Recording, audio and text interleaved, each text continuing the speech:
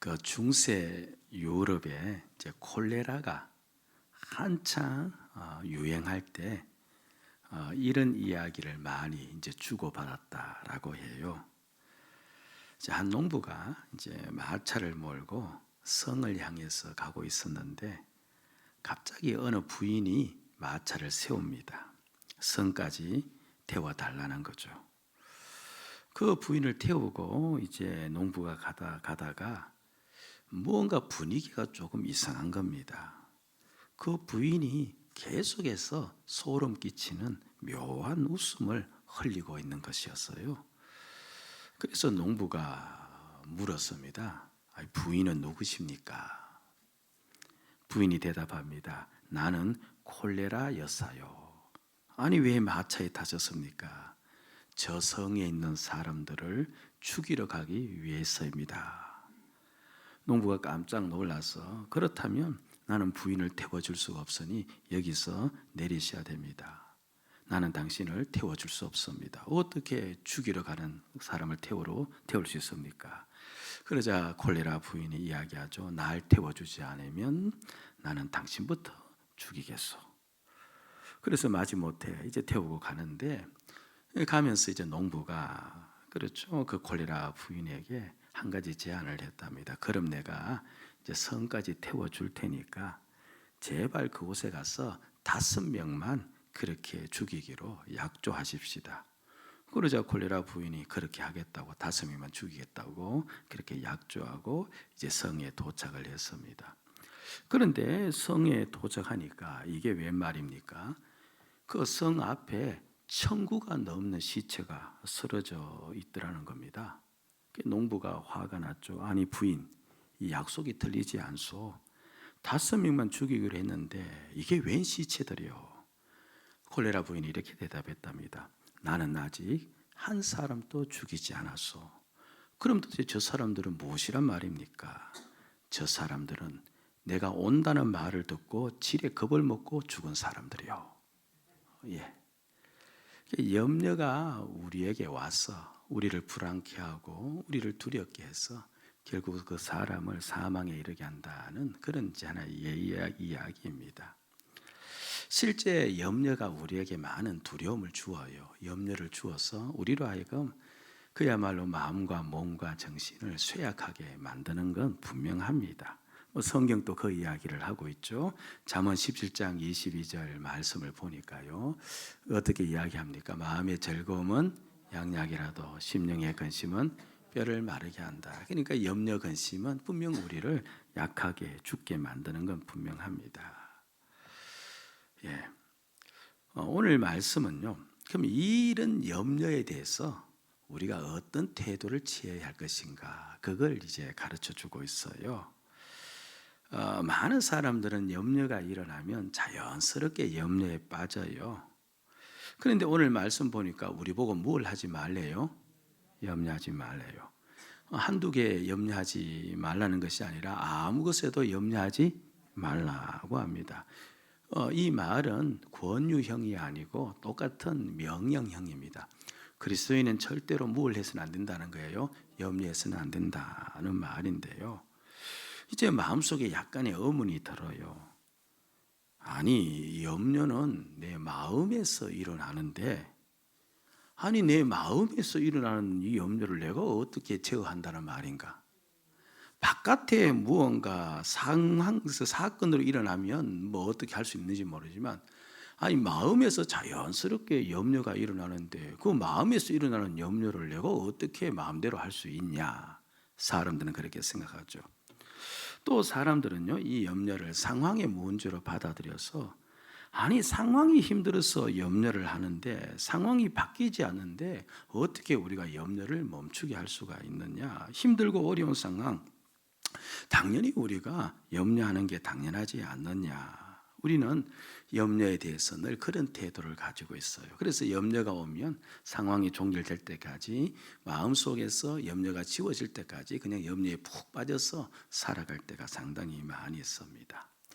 과연 염려라는 것이 이게 마음의 문제이며 상황의 문제일까? 과연 그럴까? 우리 지난주 잠깐 들었듯이요. 이 빌립보 교인들이 어떤 상황에 처해 있다고 우리가 보았습니까?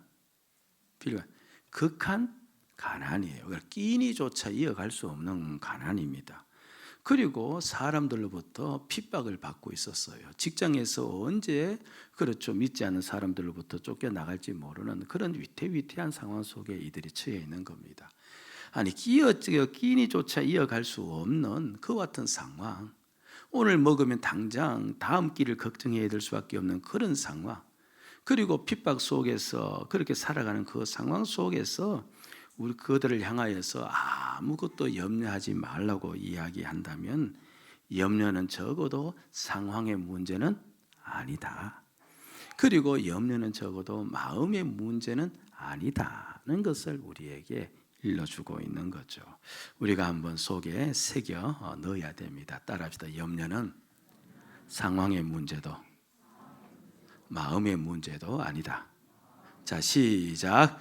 염려는 상황의 문제도 마음의 문제도 아니다는 겁니다. 그럼 우리가 염려하는 진짜 이유가 있는데 그게 무엇일까? 왜 우리가 염려할까라고 했을 때요, 다른 것 아니에요. 자기의 결핍을 보기 때문에 그래요. 무엇을 본다고요? 자기 결핍. 아무리 상황이 심각해도 그걸 해결할 수 있는 능력이 자기에게 있다고 믿으면 잠깐은 염려할 수 있는지 모르지만 그 염려에서 벗어납니까? 나지 않습니까? 벗어납니다. 그렇죠? 아무리 봐도 자신에게는 그 문제를 해결할 수 있는 재능이나 지혜나 물질이 없습니다. 그러니까 자기 결핍을 보니까 염려가 되는 것이고 뜬 눈으로 밤을 새우는 것이죠.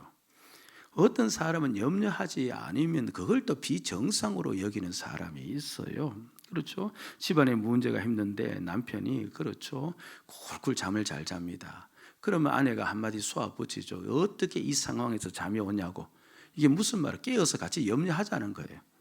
우리는 염려를요 지극히 정상으로 받아들이고 염려하는 것에 대해서 거의 우리는 나쁘게 보지 않는데, 그런데 우리 주님은 절대 염려해서 안 된다. 그러면서 염려는 바로 자기 결핍에서 오는, 자기 결핍을 보기 때문에 오는 것이다. 그 이야기를 하고 있는 겁니다. 그런데 이 땅에서 태어나는 모든 사람은 전부 다 자기 결핍이 있어요, 없어요?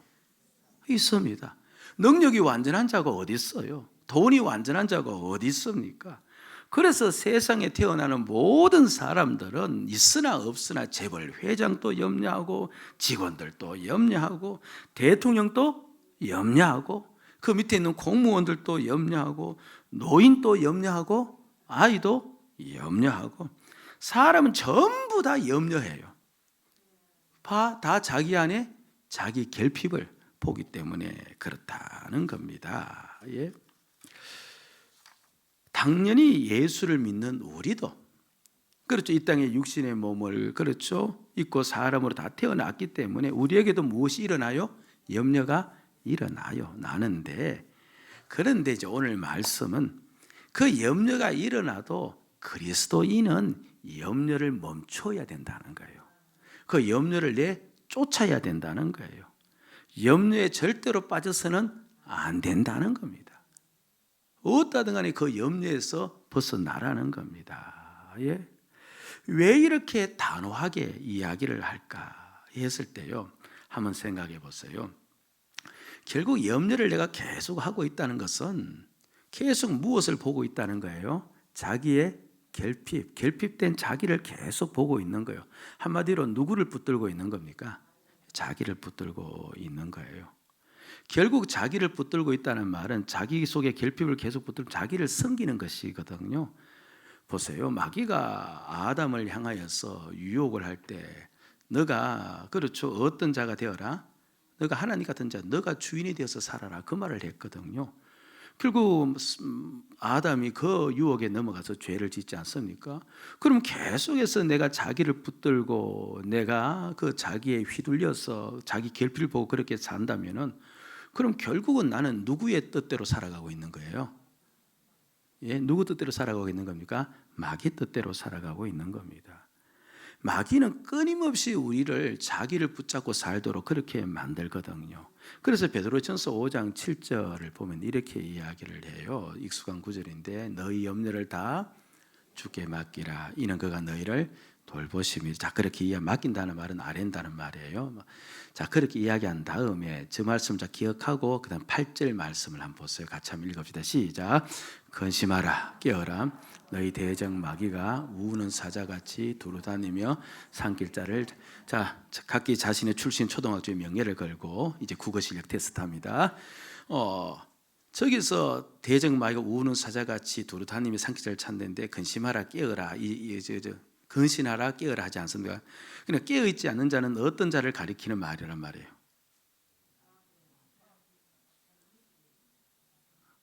자, 우리 어른들은 국민학교의 명예를 걸고, 저기서 깨어 있는 자는 어떤 자를 가리키는 겁니까? 앞부분에 너희는 모든 염려를 주께 맡기라. 그러니까 염려를 주께 맡겨 염려하지 않는 자. 그러면 깨어 있지 못하면 결국 누구에게 상심받는다는 거예요? 마귀에. 그럼 내가 계속해서 염려하고 있다면 나는 지금 누구에게 상심받은 겁니까? 마귀에게 상심받은 거예요. 마귀의 종으로 타고 있는 거예요. 염려가 단순히 이게 상황의 어려움, 그 다음에 내 심령에서 올라오는 걱정, 그 정도의 차원이 아니라 이게 영적 차원이기 때문에 그 염려를 한다는 것은 곧 자기를 붙잡고 사는 것이기 때문에 그것은 주님과 원수가 되는 것이고 마귀의 종로로 타는 것이기 때문에 성경에서는 분명하게 언급합니다. 명령하는 거예요. 반드시 예수 믿는 자는 염려하지 말아야 된다는 거예요. 된다는 겁니다.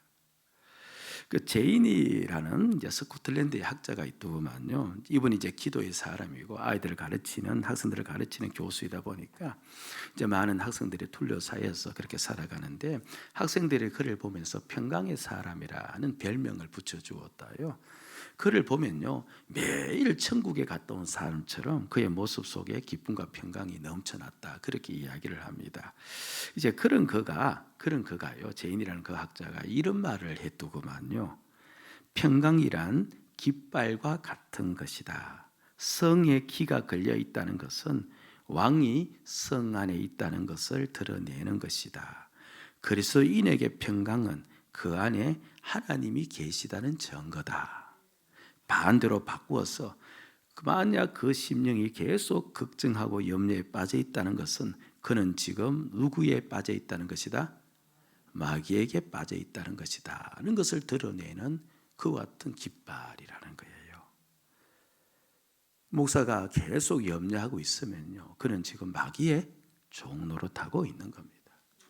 권사님들이 계속 염려하고 있다면 그는 지금 주님의 종으로 사는 게 아니라 마귀의 종으로 살고 있다는 겁니다. 그러니까 이 염려는 우리는 반드시 하지 말아야 될 내용이죠. 그럼 어떻게 이제 우리가 염려하지 않을 수 있을까? 이걸 이제 오늘 배우는데요. 그런데 여러분들 지금 모습 속에는 기대감이 별로 없어요. 아니 세상 평생 동안 살면서 염려를 이기면서 살면 그보다 행복한 삶이 어디 있어요? 아니 살다 보니까 그렇죠. 젊었을 때는 무언가 많이 가지면 좋은 줄 알았는데 그런데 사실 살다 보니까 염려하지 않고 염려를 이기면서 사는 게 가장 축복된 삶인 걸 우리가 배우잖아요. 그래서 오늘 우리가 어떻게 하면 염려하지 않을 수 있는지를 배운다니까요. 좀 놀라주세요. 다시 한번 제가 이야기할 테니까 여러분들이 탄성을 지르고 오늘 주님께서 우리에게 어떻게 염려하지 않는지를 그 방법을 가르쳐 주시는 거예요. 좋습니다. 그런데 답은 간단합니다. 항상 성경은 우리에게 복잡하게 가르쳐 주지 않아요. 왜 그렇습니까? 우리가 아둔해서 세 개를 가르쳐 주면 세 번째 가르쳐 줄 때 몇 번째를 잊어버려요? 첫 번째를 잊어버려요. 그래서 아예 그걸 아시는 주님께서는 각 하나씩 가르쳐 줍니다. 그런데 여러분들이 친히 답을 한번 내보시기 바랍니다. 6절 말씀을 여러분들이 보시면서 어떻게 염려하지 않을 수 있는지 여러분들의 입술로서 한번 대답해 보시기 바랍니다. 어떻게 하면 됩니까?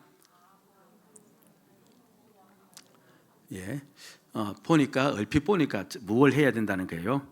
기도해야 된다. 그 다음 또 얼핏 보니까 기도하되 어떻게 기도해야 된다? 감사함으로 기도해야 된다는 겁니다. 일단은요, 기도를 해야 돼요. 기도 훈련입니다. 예?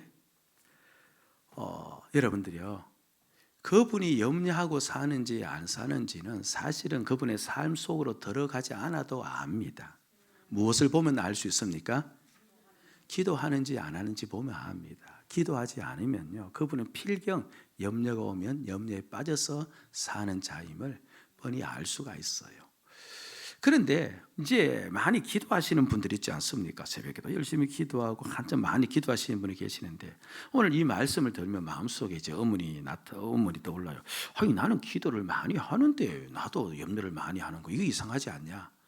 기도를 더 열심히 하고 있는데 나 또 여전히 또 염려를 이기지 못하고 염려에 빠져 사는 우리 자신의 모습을 발견하는 겁니다. 그런데 오늘 그 말씀의 초점은요, 기도를 하되 어떻게 기도해야 되느냐? 감사함으로 기도해라. 감사함으로 기도하면 염려를 이긴다.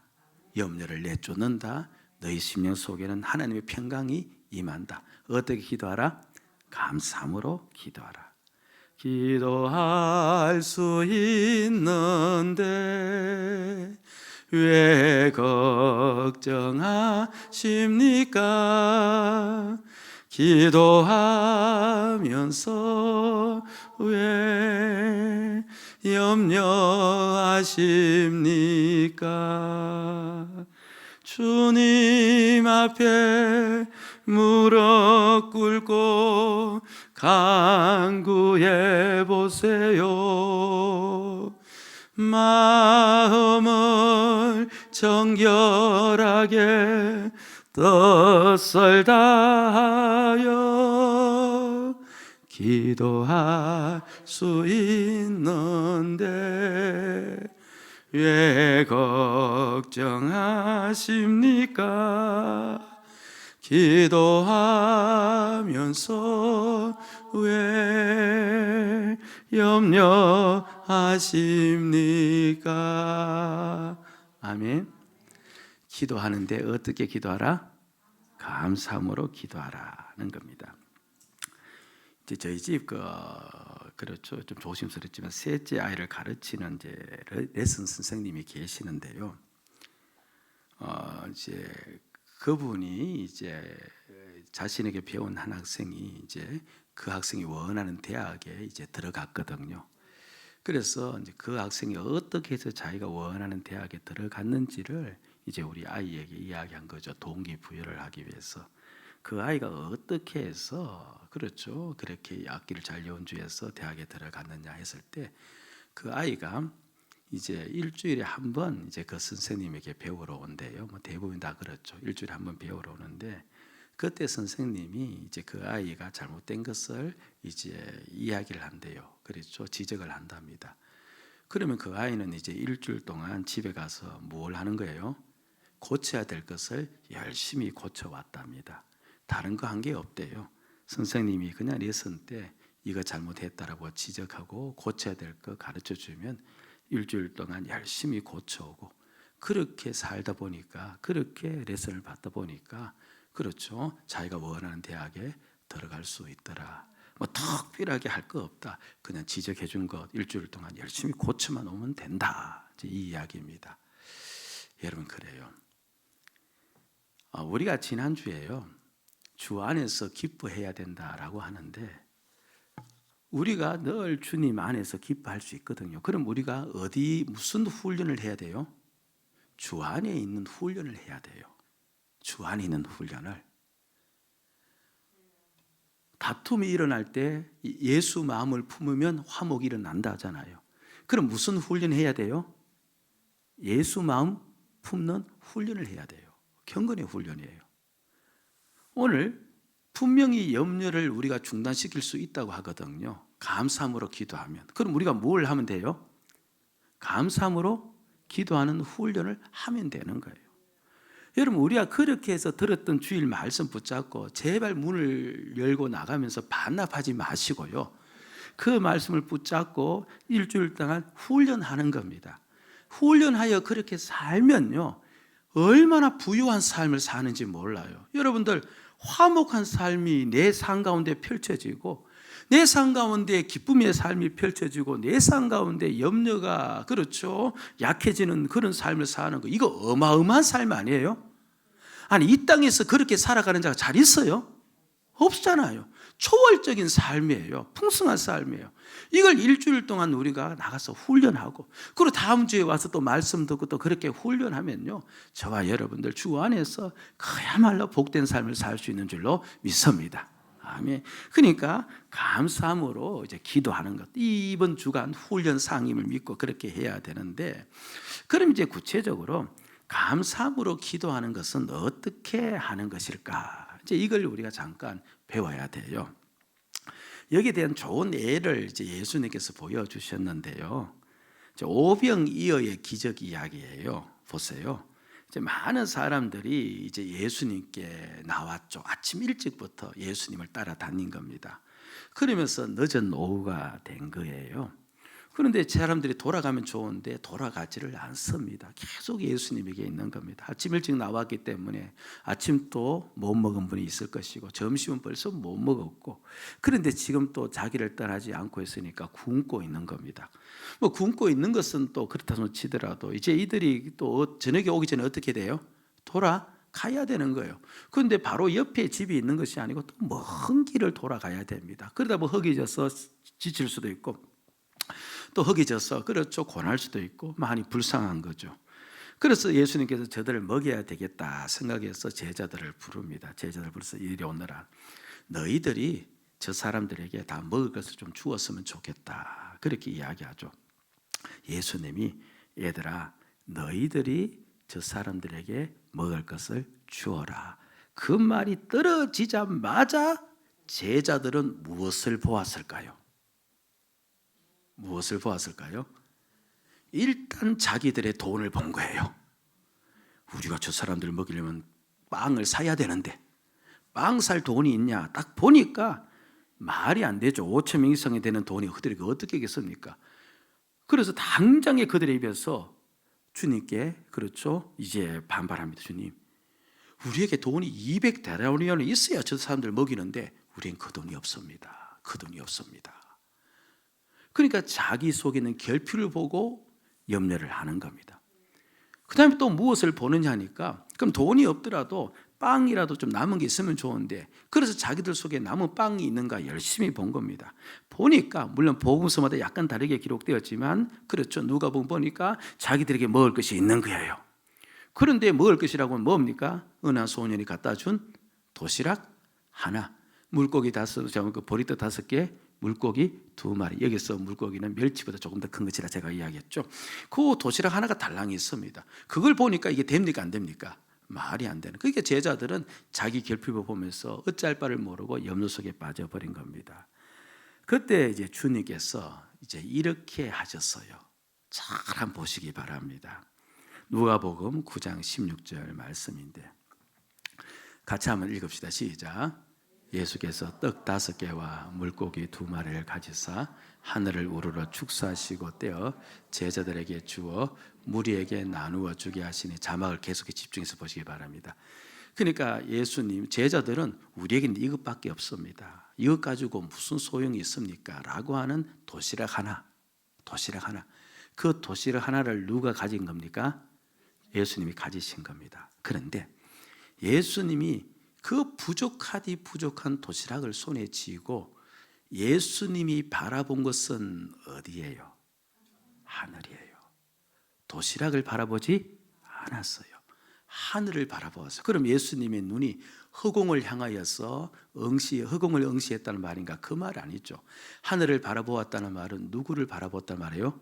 하나님 아버지를 본 거예요. 그리고 하나님 아버지를 보시면서 뭘 하셨대요? 축사하셨다는 말인데, 정확한 번역은 감사하셨다는 말이거든요. 하늘 아버지를 바라보시고 감사한 겁니다. 자, 보세요. 도시락을 보면은 먹일 수가 없어요. 감사 조건이 없어요. 그런데 하나님을 보면서 뭘 하는 거예요? 감사한 겁니다. 왜 감사했겠어요? 하나님은 능히 하실 수 있는 분이니까. 그런데 그보다 더 중요한 게 있어요. 하나님은 능히 하실 수 있는데 그 하나님이 자기와의 관계 속에서 누굽니까? 아버지 하나님이에요. 그런데 그거보다 더 중요한 게 있어요. 한 번도 예수 그리스도의 말씀에 하나님이 그렇죠, 듣지 않으신 적이 없는 거예요. 자기가 말하면 다 하나님 아버지가 들어주시고 응답하신 겁니다. 비록 물고기 2마리, 보리떡 5개, 그 결핍된 것을 보면은 염려할 수밖에 없지만, 그런데 천지를 만드신 지으신 하나님이 내 아버지가 되셔서 내 하는 모든 기도 다 들어주시니까 그럼 반드시 오늘 여기에도 역사가 일어날 것이다. 감사해요, 감사하지 않아요? 감사한 거예요. 감사한 겁니다. 그래서 감사함으로 손에 있는 이 연약한 것을 하나님께 내보이는 겁니다. 내보이는 겁니다. 예? 그러니까 제가 굳이 이제 예수님의 그 기도는 모르지만서도요, 제가 굳이 그 본문을 가지고 설명하자면 예수님이 이렇게 기도하신 게죠. 하나님 아버지, 늘 저의 기도를 들어주셔서 참 감사합니다. 제가 가진 것은 오병이어밖에 없습니다. 그러니 하나님 아버지께서 저의 기도를 늘 들어주시니 아버지께서 또 능력으로 역사할 줄 믿습니다. 하나님 아버지 참 감사합니다. 그래서 감사함으로 하나님께 자신의 부족을 내어 맡기고 그 다음부터 떡을 떼어서 오병이어를 가지고 역사를 일으켰다, 그렇게 이야기해요. 그러니까 염려 가운데 감사하라는 말은요, 자기에게 있는 결핍을 보지 말고 누구를 보란 말이에요? 주님을 보라는 말입니다. 예수님이 진정 나의 주인이세요. 그리고 주인 되신 예수 그리스도는 나를 사랑하사 자기 몸을 내어 주신 분이세요. 그리고 주인 되신 우리 주님께서는 우리를 향하여서 언제든지 기도하면 내가 어떻게 해주시겠대요? 들어주시겠다고 이야기했습니다. 그리고 우리가 그분께 아뢰일 때 그분은 우리를 위해서 일하신다고 말씀하셨어요. 그러니까 나의 주인 되신 주님께서는 천지 모든 만물을 주권적으로 움직이시는 그 주님께서는 바로 나를 위해서 친히 일해 주시겠다고 약속하신 거예요. 그리고 내가 그에게 나의 모든 약함을 아뢰면 주님은 나를 섬기겠다고 말씀한 겁니다. 그 주님을 약한 가운데서 바라보면, 그렇죠, 주님으로 인해서, 그렇죠, 이 모든 일들, 이 모든 문제 속에 역사가 일어나니까 감사할 수가 있다는 겁니다. 있다는 겁니다. 그러니까 제가 다시 한 번 더 이제 기도문으로 바꾸면 이런 것이겠죠. 사실 우리가 늘 걱정하는 게 뭐냐니까 우리 손에는 늘 오병이어밖에 없다는 거예요. 회사를 지금 경영을 해야 되는데, 그렇죠, 내가 가지고 있는 수중의 능력과 재능은 오병이어, 이 도시락 하나밖에 없다는 겁니다.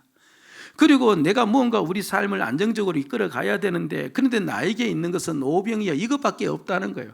늘 그걸 바라보면서 우리는 한탄하고 한숨 쉬고 조금만 더 있으면, 근데 조금만 더 있다 손 치더라도 우리는 더 부족해서 늘 그 있는 것 가지고 염려하고 걱정하며 살아갑니다.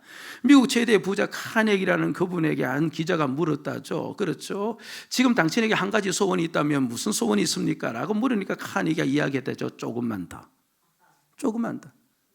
우리는 늘, 그렇죠, 자기에게 있는 것을 보면서 염려하고 그렇게 그 결핍을 보고 힘들어하는데 그 눈을 주님께로 돌리는 겁니다. 돌려서, 그래서 아까 그 본문을 가지고 아까 제가 말씀드린 그 부분을 가지고 기도를 하면 이런 식의 기도가 되겠죠. 주님이 나의 주인이 되어서 나를 위해서 수고해 주신다니 얼마나 감사한지 모르겠습니다. 주님께서 구하는 자에게 들어주신다고 하니까 주님, 제가 너무 감사합니다. 주님이 나의 주가 된 것이 너무 감사합니다. 주께서 나를 위해서 일해 주신다니 너무 감사합니다. 그런데 저는 부족합니다. 연약합니다. 그런데 주님이 내 주인 되어서 나를 위해서 친히 역사하신다고 하니 너무 감사합니다. 할 수 있습니까? 없습니까? 할 수 있는 겁니다. 그런데 제가 방금 이랬던 기도문을 가지고 이제 막상 기도하려고 하는데 감사가 잘 안 돼요. 염려가 너무 덩치 크게 보여서 주님이 일하시는 줄로 믿고 감사합니다 하는데 마음은 전혀 감사가 안 되죠. 그런데 보세요, 예수가 내 주가 되신 게 맞아요, 틀려요? 맞아요. 그분이 나를 위해서 일하시는 게 맞아요, 틀려요? 맞아요. 그분이 기도하면 들어주시는 게 맞아요, 틀려요? 맞아요. 이게 무엇을 의미하는지 아십니까? 마인드 컨트롤이 아니에요. 그분은 분명히 주님이 되시고 우리를 위해 수고하시고 우리를 위해서 일하시니까, 그렇죠, 내 심령 속에는 지금 감사가 일어나지, 그렇게 고백하면서도 감사의 마음이 없더라도 감사가 올 때까지 그 말씀을 고백하시고 감사가 올 때까지 그 주님을 바라보면서 외치셔야 되는 거예요. 그게 진리니까. 내 손에 아무것도 없습니다. 주님 오병이어밖에 없습니다. 그런데 우리 주님은 날 위해서 일하신다고 하니 일하실 줄로 믿습니다. 감사합니다. 감사가 안 와요. 또 외치는 겁니다. 그게 진리이기 때문에. 그렇게 외칠 때 감사가 우리한테 올 수 있죠. 옵니다. 오면 마음에 평강이 있어요. 그런데 이 하나님의 평강이 오는데 우리에게 단순히 마음이 놓여지는 정도가 아니라 기대가 되어져요. 주님이 일하신다고 하니까, 그게 믿겨지니까, 그럼 주님이 이 상황 속에서 어떻게 일하실까? 조금 전까지만 해도 걱정과 염려 속에서 한숨 쉬던 내가 이제는 이 환경 속에서 주님이 어떻게 일하실까? 그게 나에게는 기대가 되어지는 거예요. 그게 나에게는 궁금해지는 거예요. 그래서 내 심령 속에서, 내 입술 속에서 제가 주님이 어떻게 역사하는지 보겠습니다. 탄식이 변하여서 소망으로 바뀌는 거예요. 이런 삶이 우리에게 펼쳐질 수 있어요. 좋은 애가 한 사람이 있어요. 모세인데요. 이제 홍해 앞에 다다랐을 때 이 백성들은 그야말로 이제 초상이 난 겁니다. 뒤에는 애국 군대가 쫓아오고 앞에는 가로막혀 있고 옆에는 산이고 꼼짝달싹할 수 없는 항아리에 갇힌, 그렇죠, 쥐처럼 완전히 이렇게 어찌할 수 없으니까. 그래서 이 이스라엘 백성들은 그 앞에서 우리가 죽었다 왜 우리를 이끌어내느냐 하면서 야단 법석을 피워요. 그들은 무엇만을 본 겁니까? 무엇을 본 겁니까? 무엇을 봤어요? 그렇게 염려하고 탄식한 까닭은 어디에 있어요? 홍해를 본 게 아니고요. 사실 홍해가 있더라도 그 앞에 큰 배가 있으면 어떡합니까? 그들은 안심하겠죠. 그러니까 그 홍해 앞에서 아무것도 할 수 없는 자기 자신들을 본 겁니다. 실상은 홍해를 보고 절망은 같지만 사실은 홍해 앞에서 할 수 없는 자신의 자는 그 재량, 능력, 오병이어 그 도시락 하나를 본 겁니다. 그런데 하나님께서 그때 이제 모세를 불렀거든요. 모세를 불러서 모세에게 이제 1:1로 이야기한 겁니다. 야 모세야, 걱정하지 마라. 뒤에 오는 모든 애국 군대는 하나님께서 내가 역사해서 그들이 너희들 보는 앞에서 하나님의 살아계심을 보여줄 것이다. 너 걱정할 필요 없다. 걱정할 필요 없다. 일러주었습니다. 그 말을 들은 모세가요. 그 말을 들은 모세가 백성들이 전부 다 지금, 그렇죠, 우리가 여기서 죽는다고 염려하며 탄식하며 그렇게 소리소리 지르고 있을 때 홍해로 들어가요. 모세가 홍해로 들어갔어. 그리고 이스라엘 백성들을 향하여서 이렇게 이야기를 합니다. 그게 출애굽기 14장 13절인데요. 시작. 모세가 백성에게 이르되 너희는 두려워하지 말고 가만히 서서 여호와께서 오늘 너희를 위하여 행하시는 이 구원을 보라. 너희가 오늘 본 애국 사람을 영원히 다시 보지 아니하리라. 하늘을 본, 하나님을 본 모세는요, 똑같은 홍해 앞에 서서 하나님이 어떻게 역사하시는지를 기대하면서 소망으로 차 있었고, 하나님을 보지 못하고 홍해를 보고 그 홍해 앞에서는 자기의 결핍을 본 이스라엘 백성들은 염려 속에서 죽겠다고 아우성을 친 겁니다. 오히려 모세의 심령 속에는요, 그 환경 속에서 기대감과 소망으로 넘쳐난 겁니다. 이게 오늘 우리의 삶이 될 수가 있는 거예요. 훈련하시면 됩니다. 여러분들의 염려가 일어납니까? 기도의 시간으로 들어가셔야 됩니다. 그리고 예수가 내 주이심을 내 입으로 고백하셔야 됩니다. 그 주님이 나를 도와주시고 나를 위해서 일하심을 고백하셔야 됩니다. 그분은 분명 그러신 분이기 때문에 그 고백하는 가운데 그 주님의 그 믿음이 우리에게 흘러 들어올 줄로 믿습니다. 감사가 나옵니다. 여러분들이요, 모든 환경 속에서 살아계신 나의 예수 그리스도가, 나의 주님이 내 주가 되어서 나를 위해서 일하신다, 이 사실로 인하여서 감사하시기 바랍니다. 끊임없이 외치시기 바랍니다. 하나님의 평강이 그리스도 예수 안에서 너희 마음과 생각을 지키시리라. 이 약속이 이루어질 겁니다. 이 은혜를 맛보며 살아가는 그리스도인 되셔야 될 줄로 믿습니다.